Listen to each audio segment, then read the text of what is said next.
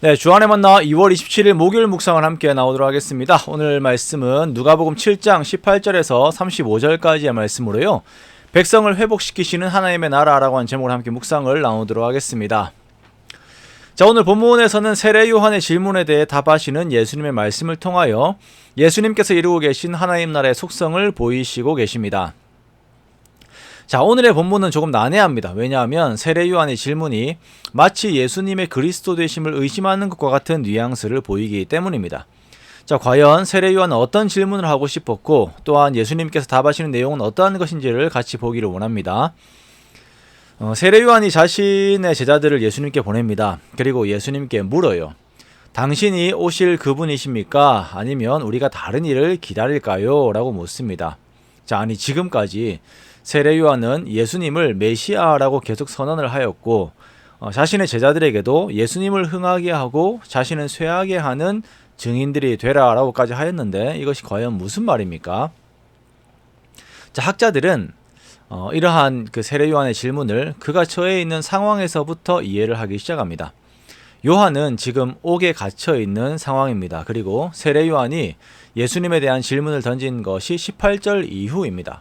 18절에 보면 요한의 제자들이 이 모든 일을 그에게 알리니 라고 말씀을 하고 있어요. 자, 이 모든 일이라고 하는 것은 본문 앞에 있는 일들이겠죠.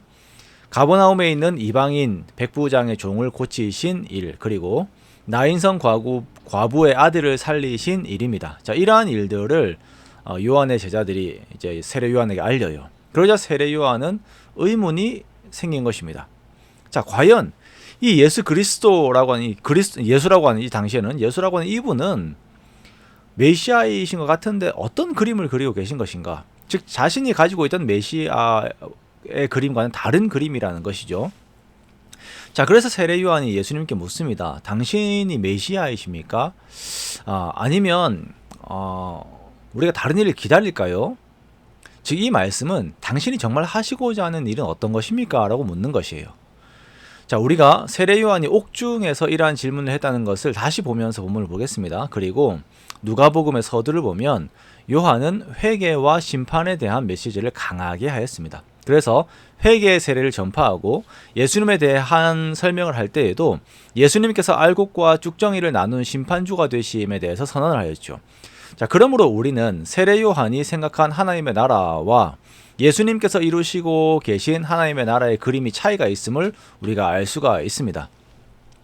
자, 이러한 세례 요한의 질문을 가지고 온 세례 요한의 제자들에게 예수님께서 행동으로 보이십니다. 그것은 마침 예수님의 주변에 질병과 고통과 및 악귀 들린 자들이 많이 왔을 때 이들을 고치시는 것을 보이시는 것이에요. 그리고 이런 일들이 일어나고 있다라고 전하라라고 말씀을 하십니다.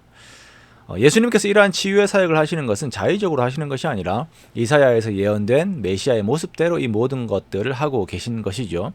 자, 그러면서 예수님께서 이렇게 말씀을 하십니다. 23절에 보면 누구든지 나로 말미암아 실족하지 아니하는 자는 복이 있도다 라고 말씀을 하세요. 자, 예수님으로 인하여서 실족한다라고 하는 것이 어떤 말일까요?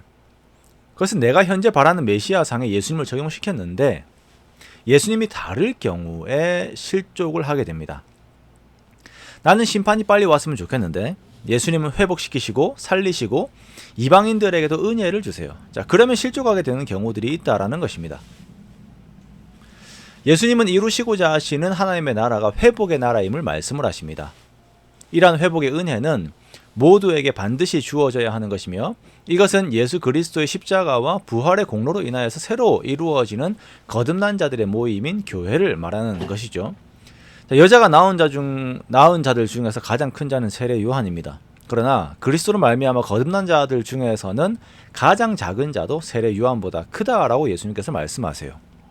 자, 여기서 크다라고 하는 것은 그만큼 큰 은혜를 하나님께 받았다라고 하는 의미입니다. 그리고 이러한 하나님의 나라에 들어가기 위해서는 가장 먼저 자기 자신을 부인해야 합니다.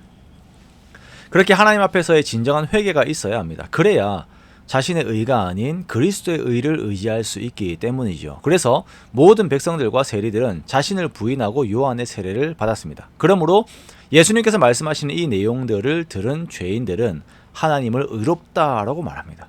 그러나 바리새인들과 율법 교사들은 하나님의 뜻을 저버리죠. 여러분, 하나님의 나라는요, 철저하게 은혜의 나라입니다. 하나님의 나라는 하나님께서 우리에게 은혜를 베푸심으로 말미암아서 우리가 회복되는 그런 나라예요.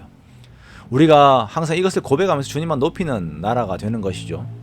우리가 이러한 하나님의 나라를 의지하기를 원합니다. 그렇게 정말 나에게 은혜 주신 예수 그리스도, 그리고 나의 모든 주체가 되시는 예수님께 우리들의 모든 마음들을 드리며 정말 주만 기뻐하는 저와 여러분의 복된 사람들이 되시기를 주님의 이름으로 축원합니다.